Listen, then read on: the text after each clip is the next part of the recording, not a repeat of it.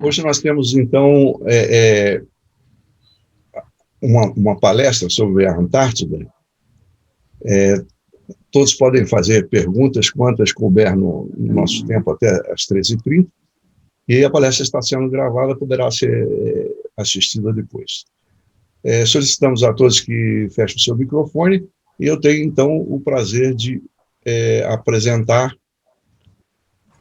o nosso convidado, Stefan Doms.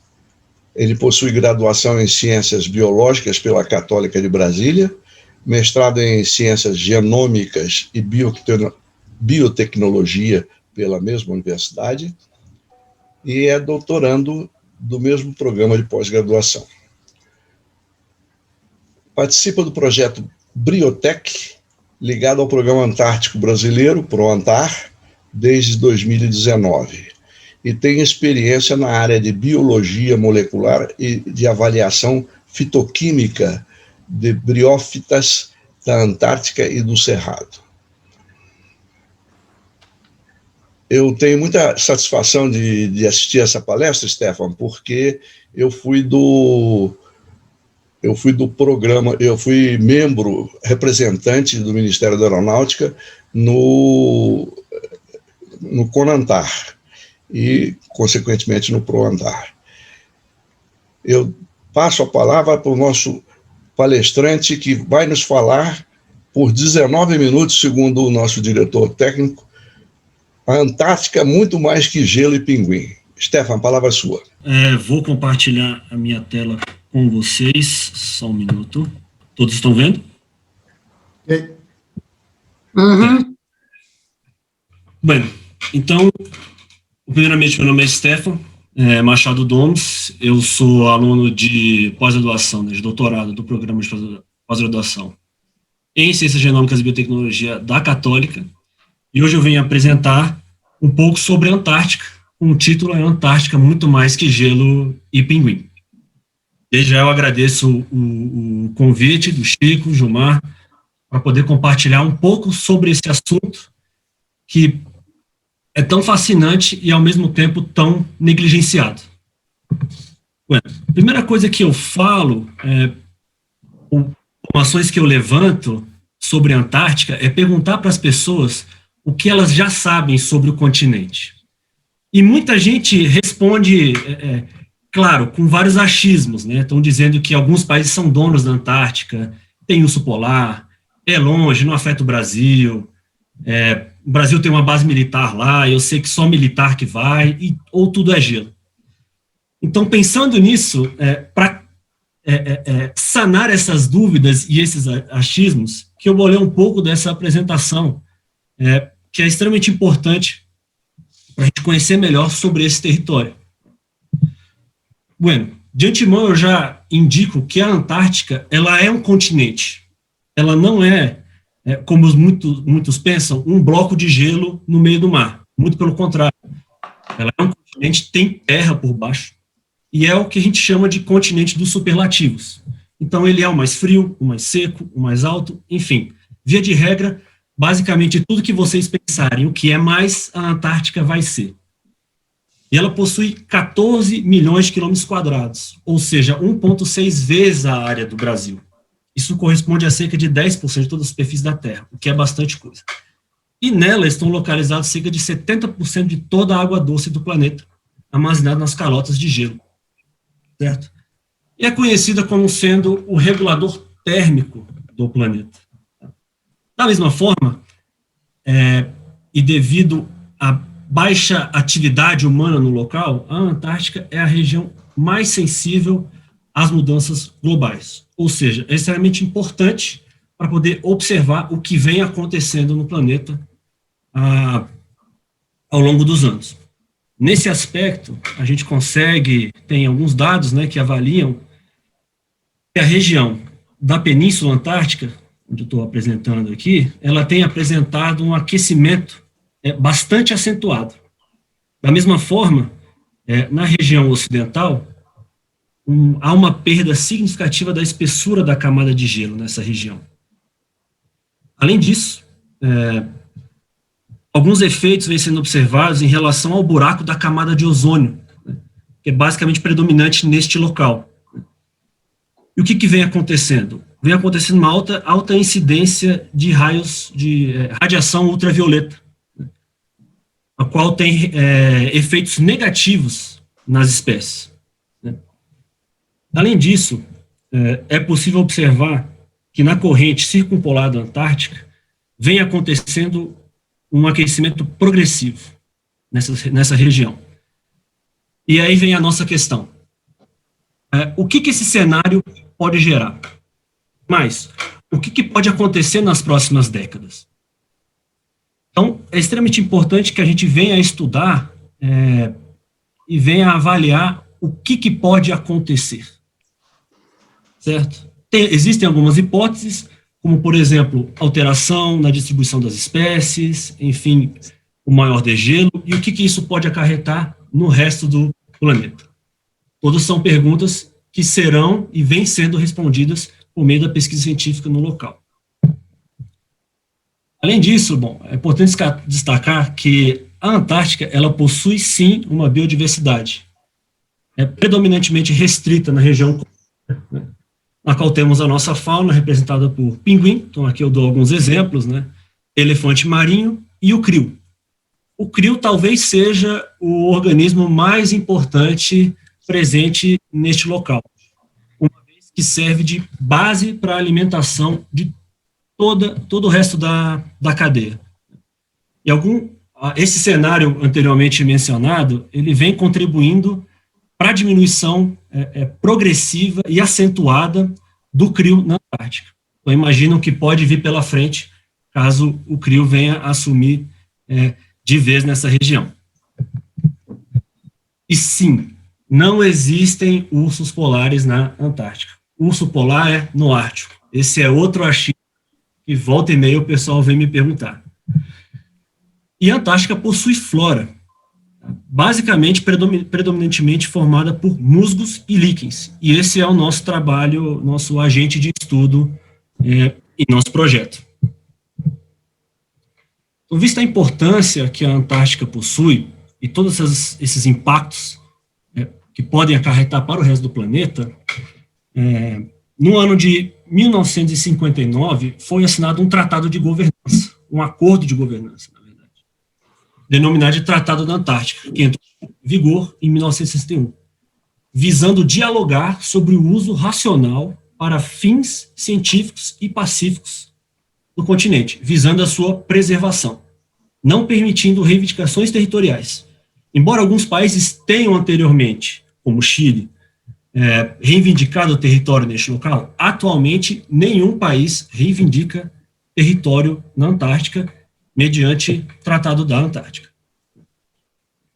Atualmente são 54 membros, dos quais 29 são membros consultivos, e o Brasil é um deles, desde o ano de 1983, com o mesmo poder de voz, voto e veto que grandes potências distribuídas ao longo do planeta, como, por exemplo, Estados Unidos, Japão, Alemanha. Além disso, em 1998, entrou em vigor o protocolo, denominado Protocolo de Madrid, na qual indica e fortalece a Antártica como sendo reserva natural internacional dedicada à paz e à ciência, e somente à paz e à ciência, regendo que o continente tenha proteção integral do meio ambiente pelos próximos 50 anos, ou seja, até 2048. E aí vem a questão, o que acontecerá após 2048? Isso é um objeto de debate. É muito difícil para a gente pensar ou avaliar o que vai ser o planeta daqui a 30 anos. Vamos querer preservar a Antártica, continuar preservando a Antártica? Vamos querer explorar? Tudo isso será decidido mediante reunião do Tratado Antártico. Então, aqueles 29 membros consultivos, os quais o Brasil faz parte, vão se reunir para definir qual será o futuro do continente antártico após 2048. E aí vem a pergunta, cara, mas por que é importante a presença do Brasil na Antártica. Por que a Antártica é importante para o Brasil? Um dos grandes mitos que são vinculados é que a Antártica ela é longe. Muito pelo contrário. O Brasil é o 7º país mais próximo do continente gelado. Então, se tu for fazer uma avaliação de distância, se tu pegar a distância de Porto Alegre para Ferraz, ela é menor do que Porto Alegre a Boa Vista. Ou seja, no nosso próprio país, nós temos um local que é mais distante do que o Brasil da Antártica. E a Antártica influencia, e ela é influenciada por tudo que acontece na América do Sul. Um dos pontos mais importantes, inclusive foi até levantado essa questão da desertificação e chuvas, etc., é que a Antártica, ela influencia, ela afeta diretamente o regime de chuvas no Brasil, principalmente no sul do país. Então, compreender o que ocorre na Antártica é compreender o que pode acontecer no Brasil nos próximos anos. Por isso que é tão importante fazer pesquisa na Antártica, e o Brasil está na Antártica. Então, levando em consideração esse cenário, em 1982 foi criado o Programa Antártico Brasileiro sob responsabilidade da Comissão Interministerial de Recursos do Mar, com o único intuito de realização de pesquisa científica com finalidade para compreender os fenômenos e a influência sobre o território brasileiro.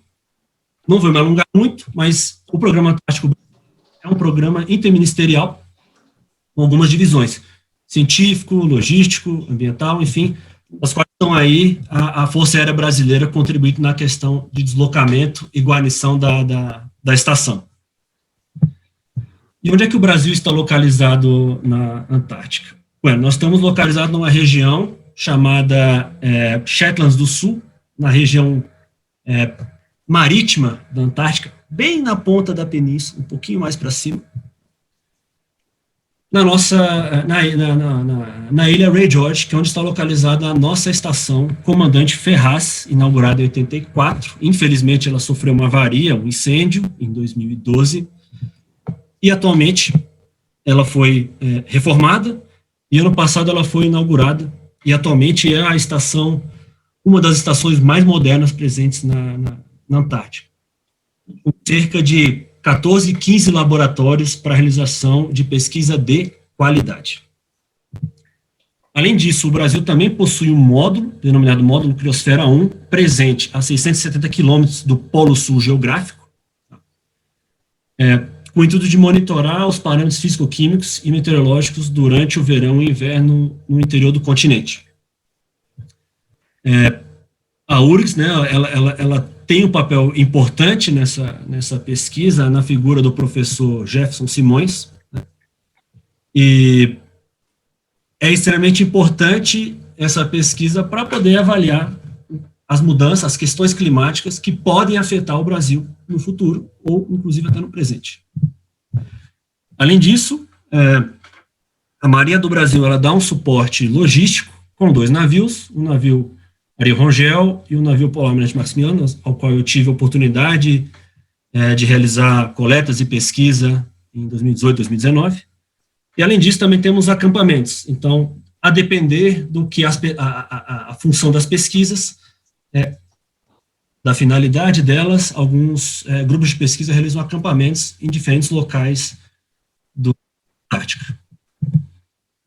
Bueno, e quais pesquisas científicas vêm sendo feitas no continente, neste momento, ligadas ao brasileiro?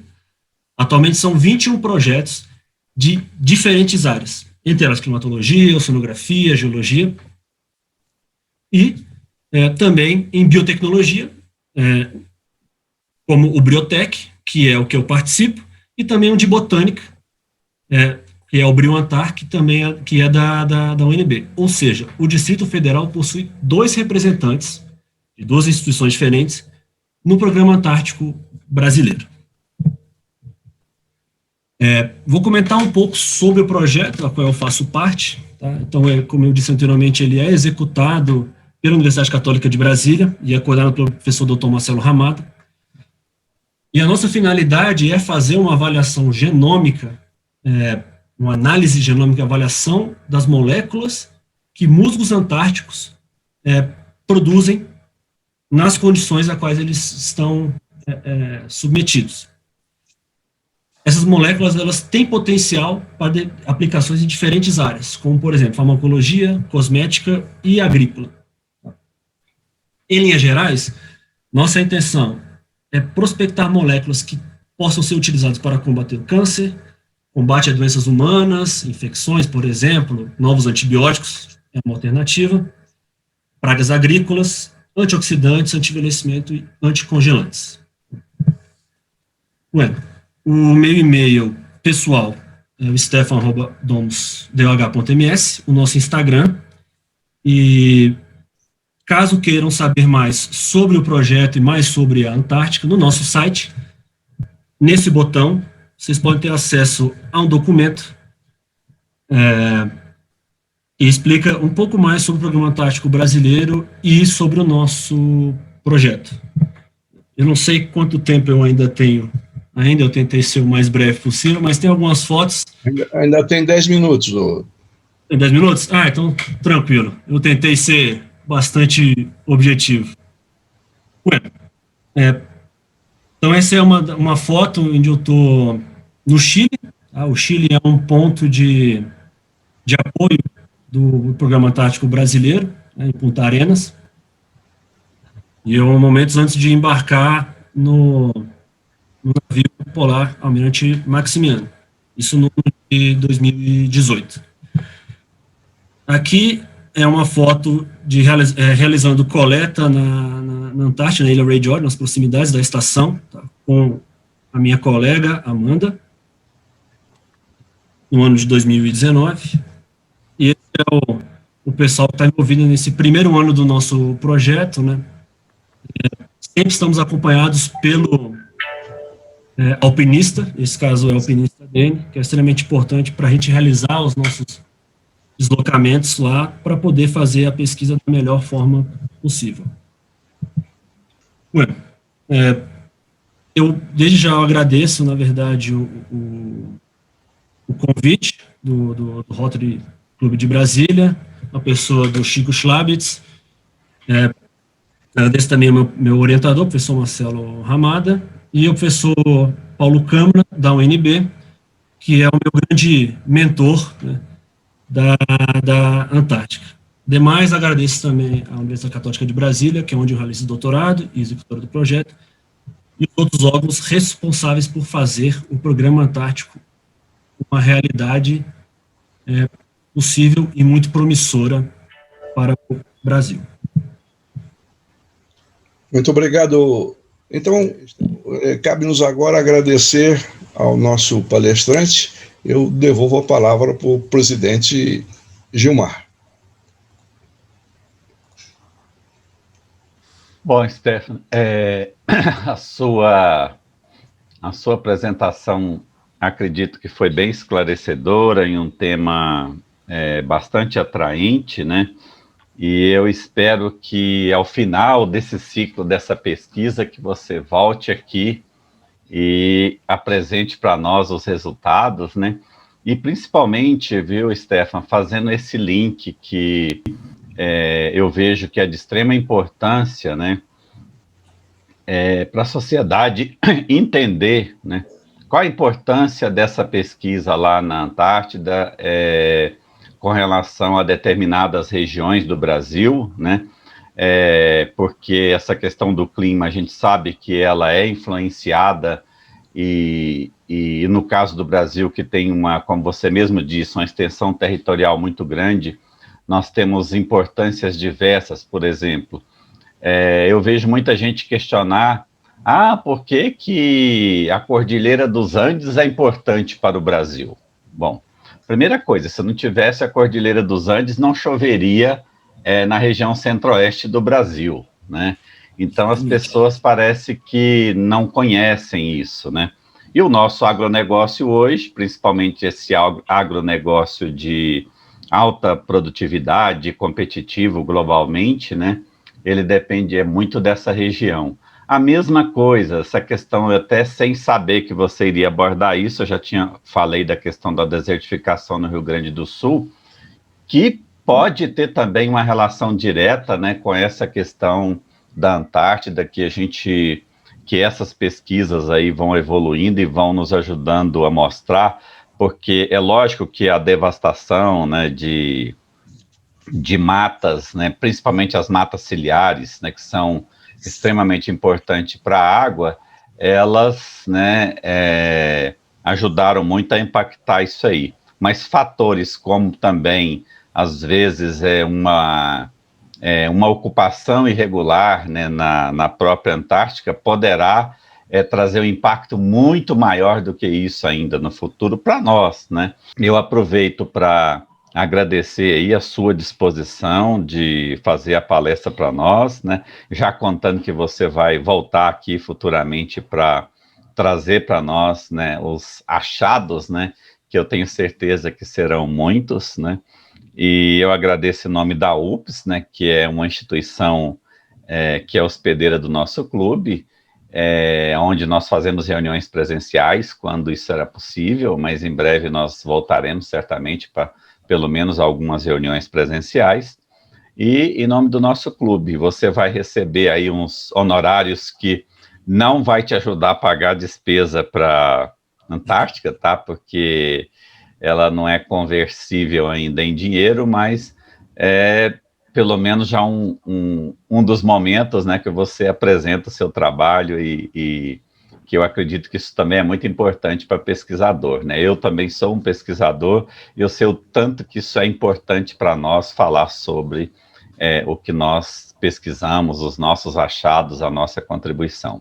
Muito obrigado aí pela sua participação. Queria agradecer você a dar essa oportunidade para o Stefan apresentar esse trabalho que ele está fazendo, tanto aqui no Brasil, quanto essa extensão lá na Antártica, e espero também que ele consiga transmitir para todos vocês, que são do Rotary, uma instituição que eu admiro muito, já tive a oportunidade de participar também de viagem de estudo, ele consiga transmitir a importância do Brasil estar participando desse projeto na Antártica, né? E principalmente gente de Brasília, gente nossa de Brasília. Então, agradeço também em nome do Stefan e do Vitor, o Vitor está aqui comigo, agradeço também essa oportunidade, viu, Chico?